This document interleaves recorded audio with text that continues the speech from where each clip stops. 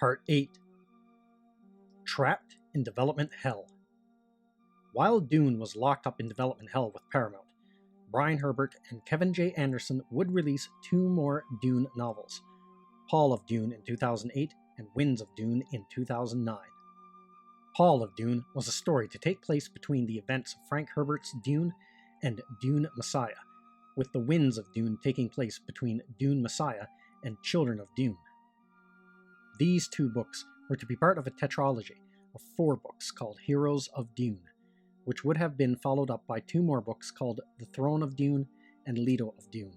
These were sidelined so Brian Herbert and Kevin J. Anderson could focus on a new trilogy of planned Dune books called Great Schools of Dune. In early January of 2010, news would break that Paramount had found a new director for Dune. It would be French director Pierre Morel. Pierre Morel was born in France in 1965. He began his career as a cinematographer and directed his first film, District 13, in 2004. He was well known at the time, for directing the action film Taken in 2008, starring Liam Neeson. In a 2010 article by Geek Tyrant, the website reported on a phone interview MTV did with Pierre Morel about what he had planned for Dune. In the interview, he gave his thoughts on the 1984 film and what his plans were for his own vision.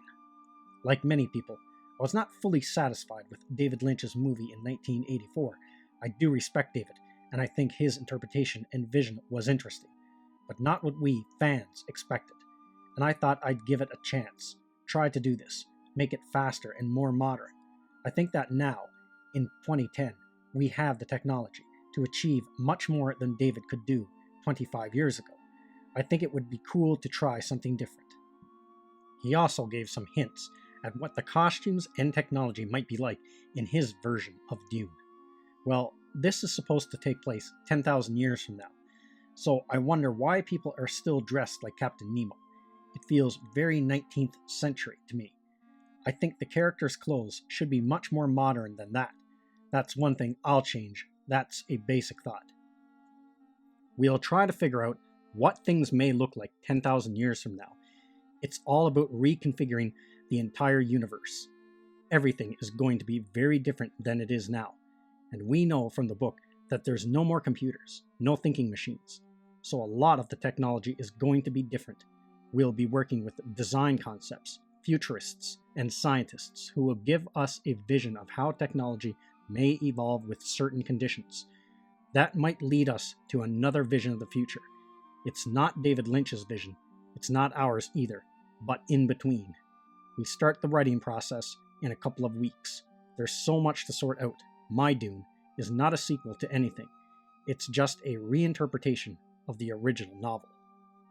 I hope it is the one I'm shooting next, but we're starting from scratch. We're rewriting the script, and then we'll have to figure out the technology and how it will be depicted, and that's going to take a while. But best case scenario, that will be my next one. I'd love for it to be my next one. A few things about this interview would have given me pause for concern at the time. One, Paramount still insisting that Dune would be one film. Also, Pierre Morel wanting to make it faster and more modern. From this, it seems he may have had the mindset that Peter Berg had. Let's turn Dune into Transformers or Star Trek 09. Also, making the costumes more modern gives us somewhat of a hint that Morel would have been the wrong choice and did not understand Dune. Dune always had a somewhat medieval feel to the costumes, as civilization had gone backwards from a governmental system to a feudal society, due to the Butlerian Jihad. In late January, it was reported Pierre Morel wanted to shoot Dune in 3D after having seen James Cameron's Avatar, although I could not find anything that could confirm that. In early February, news came out that Paramount had found a scriptwriter for their Dune film.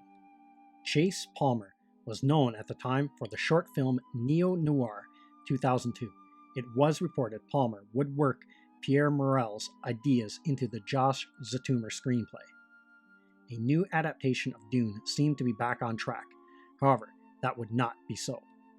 By November of 2010, Pierre Morel had stepped off the project, but stayed on as an executive producer.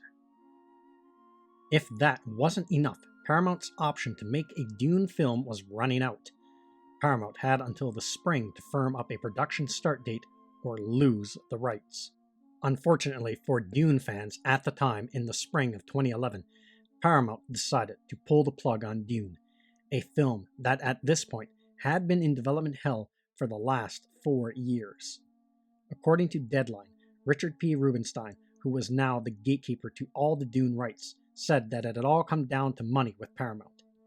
Sure, it's frustrating how long this has taken, but most of what I've done that worked out well over the years, like the miniseries The Stand, took a long time, Rubinstein said. Since I know what I want, eventually I'll find someone who will agree with me. What I like is that talent has interesting things to say on how they would approach it. Richard P. Rubinstein and Kevin Misher was back at square one. They still had the Zitumer-Palmer script, but no studio and no director. At the time, this was very frustrating news that Paramount had abandoned Dune. Fans had been waiting since the news first broke back in 2007. However, sometimes what can seem like a bad stroke of luck can turn out to be a blessing in disguise.